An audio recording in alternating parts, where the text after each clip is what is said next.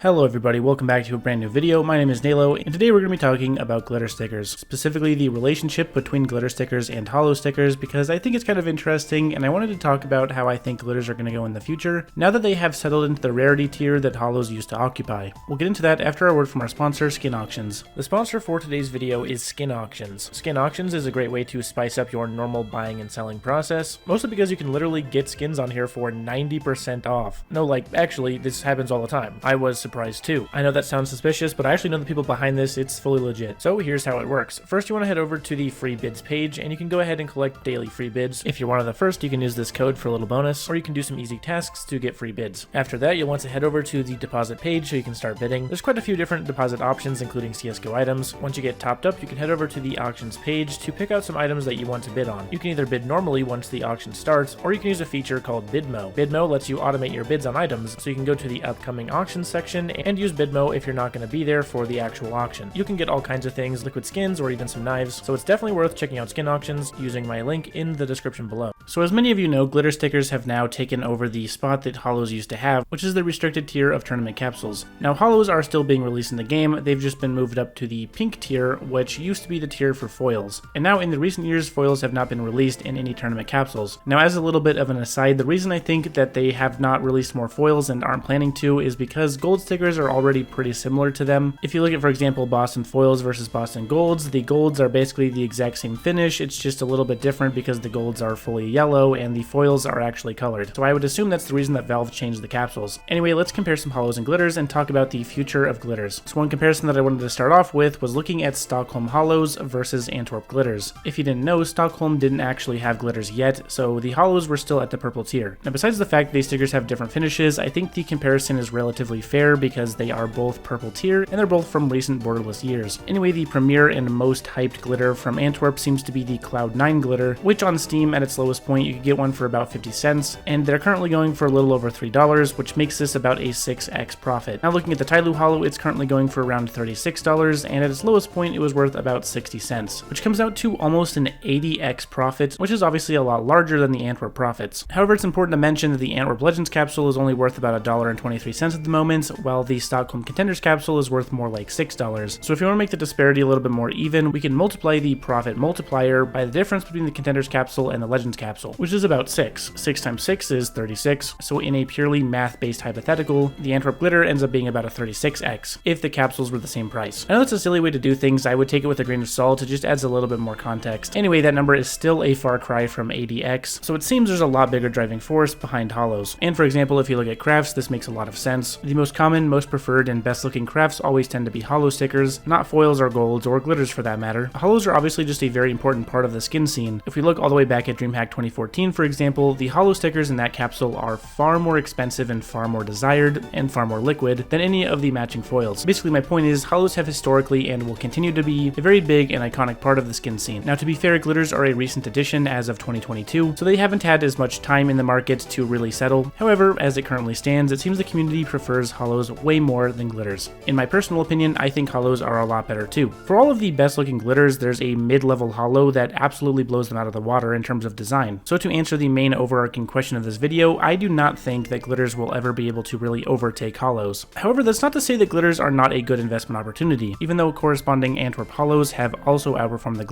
glitters are a lot cheaper, which means you can buy a lot more of them and multiply your profit over a much larger amount of items. Although glitters tend to be less successful and cheaper, this kind of works in your favor because it means you can buy a lot more of them for a lot lower price. At the highest point during the Antwerp sticker sale, the Cloud9 hollow was about $3, while again you could have got the glitter version for 50 cents, meaning for every one hollow sticker you could buy 6 glitter stickers. So in terms of taking advantage of the multiplication effect, the glitters do seem to be the way to go, even though in the one-to-one comparison, hollows do tend to have the higher ROI, but obviously that doesn't tell the full story, there's more math there. So yeah, in conclusion, I don't think glitters will ever really be able to overtake hollows, but there are some unique qualities they've introduced to the market, and they're definitely a better option for an investor with a smaller budget. In terms of glitter investing, my recommendation would be to stick to the hyped ones. The glitters with less hype are likely going to have a much rougher time in the market because glitters are already seen sort of unfavorably in the first place. So if you're looking to buy into a glitter investment, I would look towards stuff like the Mouse glitter from Paris, or the Cloud9 glitter from Antwerp, or the Imperial glitter from Antwerp. Those are all very hyped, but I also think they're the better choice. Anyway, that's my opinion and analysis on glitters. Hopefully you enjoyed this little bit of a different video. If you did, be sure to leave a like on it. Helps me immensely and costs you absolutely nothing. Subscribe to the channel for the best CS2 investment tips anywhere else on YouTube. Join my Discord server or my Twitter with the links below. I'll answer all your investment questions completely for free. And be sure to check out skin auctions. Seriously, you can get some skins on there for super cheap. They're definitely worth checking out. In fact, I recently bidded on skin auctions myself for an M4 Cyrex, and the person won it for like 88% off. So that's absolutely crazy. Anyway, thanks guys. See you next time.